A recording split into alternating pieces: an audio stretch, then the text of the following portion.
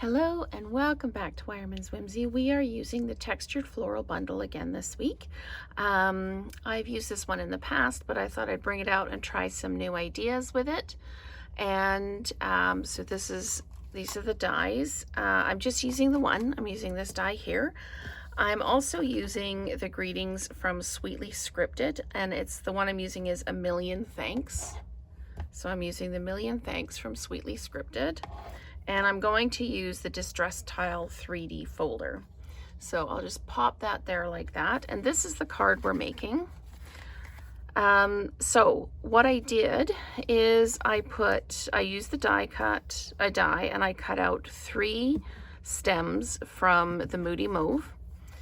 And I've got a Moody Mauve card base, and this is the basic beige cardstock. I've got a 5 1/4 by 4 in that, and oh, there we go. We'll do this 5 1/4 by 4 just so it's there for everybody to see.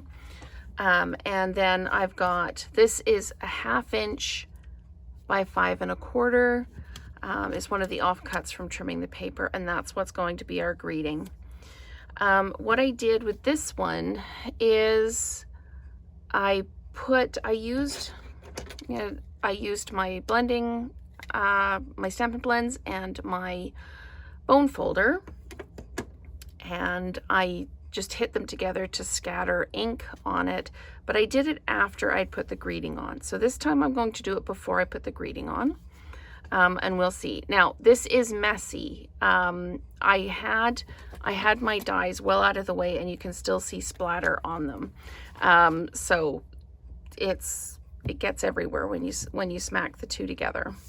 But let's just get started. I am going to put this right out of the way so that when I do the scatter, I don't end up with it everywhere.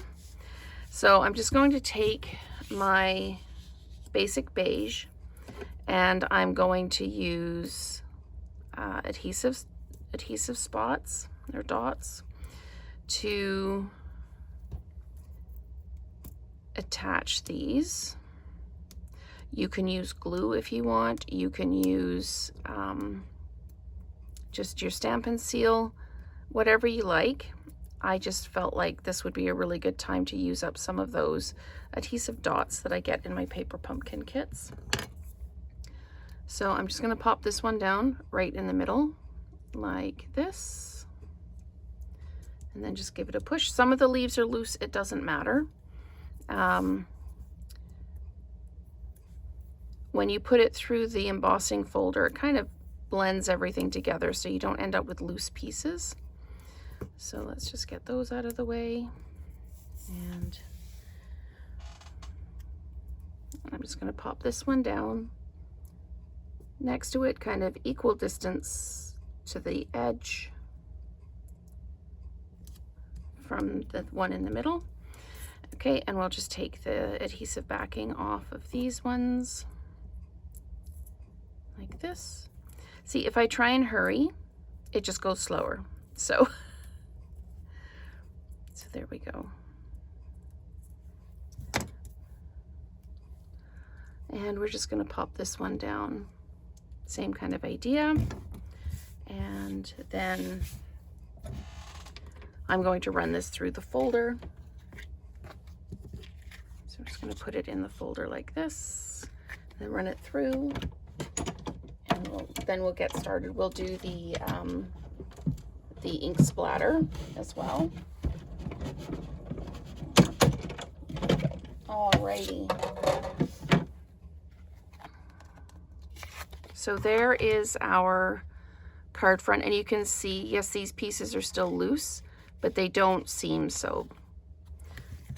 You could use adhesive back sheets if you wanted to. It's really, there's so much you could do. Now, I'm just going to move this out of the way because I don't want to ink it up. And I'll just, that can stay there because I can clean the die. So what you do is you take your bone folder and you take the brush end of your Stampin' Blends, and you just hit the two together. And what you do is you end up getting color everywhere. So Get your little scattering of color, and I don't know if you can see, but it is everywhere. Oh, and I managed to get it on my greetings, so we'll just do that the other way around. And yeah, I'll have to clean everything up. So if you want to maybe do it inside a box or something like that, so you don't end up with everything everywhere. But yes, it is, it's very messy, but it's really effective. I really like the look. So we've got the A Million Thanks. And when I look at this stamp, when I did this one, it's stamped quite high up, not in the middle.